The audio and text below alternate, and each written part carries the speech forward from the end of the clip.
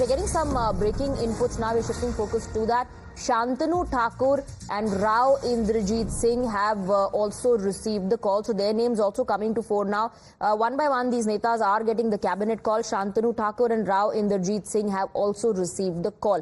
Sabyasachi is getting us details on that. So more names coming to fore. It's Shantanu Thakur and Rao Indrajit Singh this time. Well, absolutely. See, Shantanu Thakur has got a call to be inducted in the Council of Ministers. See, Shantanu Thakur, who have been a representative of the Mathua community. See, Mathua community has been something which the BJP has been focusing on time and again.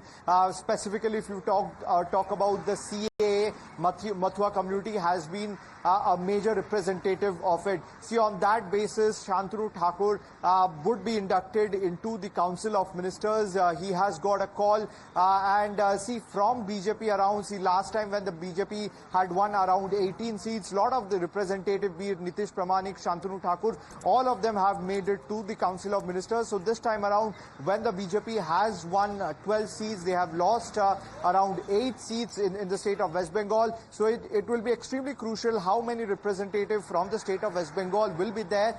But it was most likely that someone from the Mathua community will be there, since they have been advocating for the CA for a long time, have been extending their support to the BJP, and that is the reason why Shantanu Thakur has got a call and would be inducted into the Council of Ministers.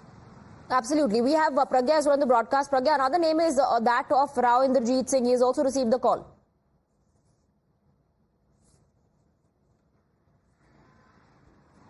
Our sources